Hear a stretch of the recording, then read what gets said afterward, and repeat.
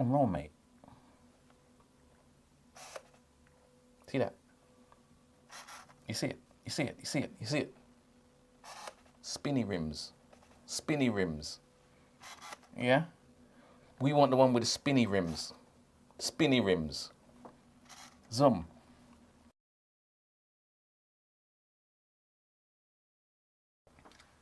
There is something about the inner child that we all have, this inner child, right? And we learn to harness, or we don't. It manages us if we don't learn to harness the inner child. Have you ever wondered, right, what has happened to that child that we all used to see?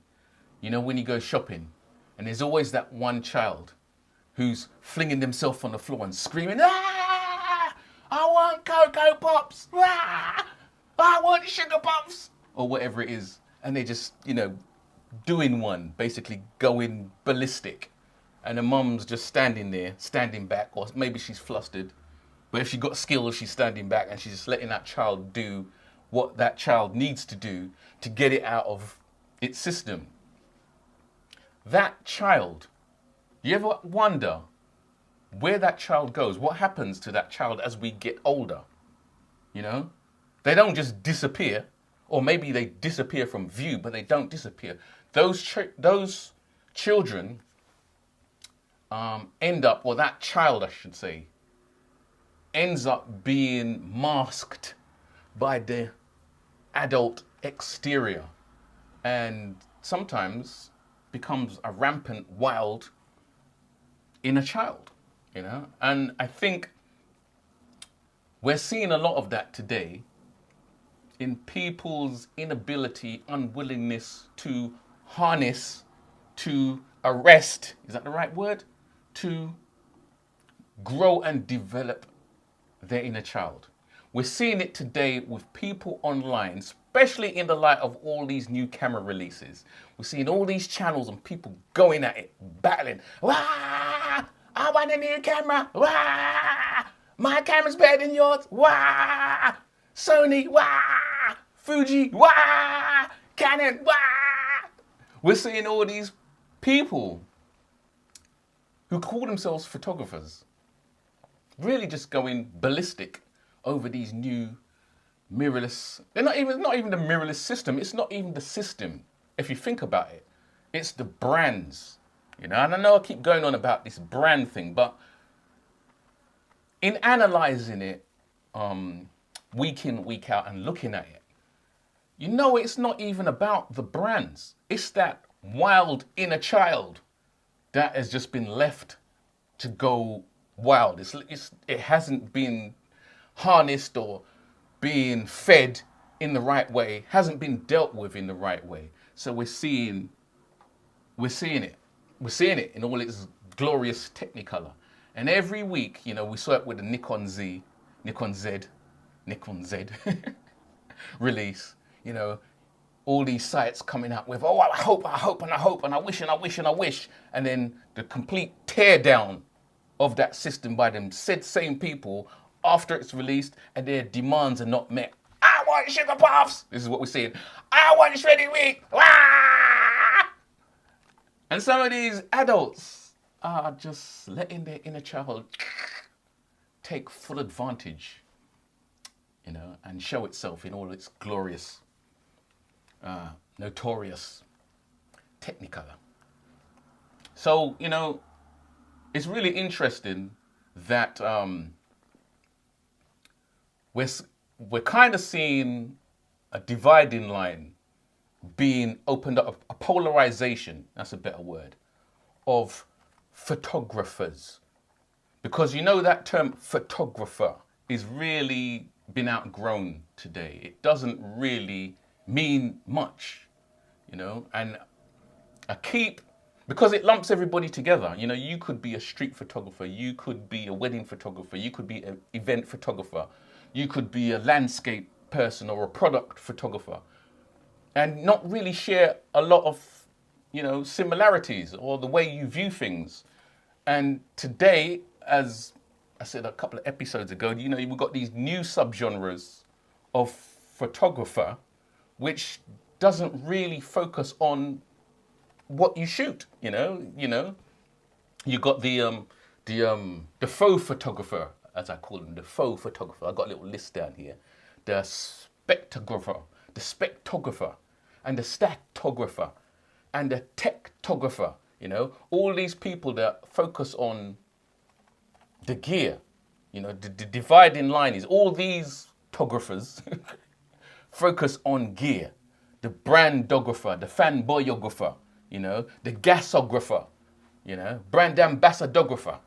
All these people focus on the gear, the hardware.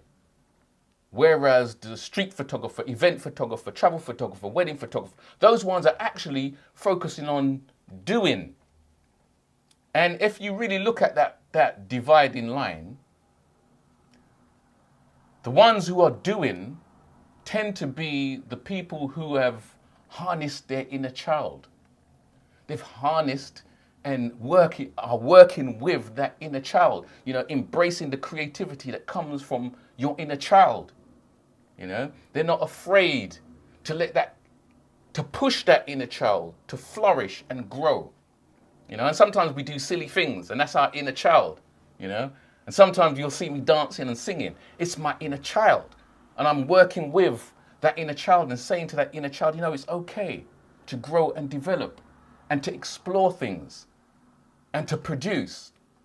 But those on the other side of that divide line, the spectrographer, the statographer, the techtographer, the probabilitographer, you know, these are the ones that we see on the channels that are, Fuji just came out with a camera and it don't meet my expectations. I hate it. It hasn't got 2 card slots. This is the wild child that has just been left to run wild. And it's really interesting. It's really interesting that we need to look and see which side of the divide line, as I call it. With the release of the new cameras, it's become more plain. I've seen it more plain. You know, I've even stopped watching the reviews, which are not reviews, because some of them are just not reviews. Some of them are just an excuse to bash the opposing system or the system that I don't use. It's just an excuse to bash. It's not about embracing what you can do with these new cameras, you know, because obviously some of them are not going to be for you. Some of them are not going to be for me. My focus is street photography. All I need is a little thing. This little M50 does it for me on the street. So coming up with a list of all these technological things that are not really going to be used doesn't really make sense. But to the wild child, I'm going to jump on the floor. I'm not going to buy any Canon anymore until they put IBIS in it. But what am I doing with my camera? What am I producing that requires that? You know? It wasn't so long ago that people used to even complain about, photographers used to say, we don't even need image stabilization on our lenses because we know how to hold the lens. It wasn't that long ago. Now all of a sudden, I want IBIS. I gotta have full frame. Oh my God. People, we gotta be embracing and harnessing and restricting the wild child and pushing, growing the inner child so that we can work in balance with our inner child and produce wonderful product, which is what it's all about at the end of the day. So I just wanted to say that, you know, I haven't come on to talk about new mirrorless cameras, mirrorlessography. Although I do love what I'm seeing in the brands bringing out their new mirrorless cameras. And I know probably a whole new group's going to open up that we don't know about, you know, with this new technology, you know, because they're light and they're small. So one of the complaints a lot of photographers, including me, had was the weight issue. And I know a lot of women have that problem with these big cam. Not all, but some women complain about the weight of these big, heavy DSLRs. So maybe we'll see a whole new subgenre of ography, you know, develop as a result of these new offerings that are coming out now. So anyway, I think that's it. Done. My head is anointed, and my cup runneth over. Surely goodness and mercy shall follow I all the days of my life. Oh, Liverpool's children. It's not actually Liverpool children, as most people used to think. Although that does sound cool. Don't ask me what's special about Liverpool children. Ooh, Liverpool children. Ooh.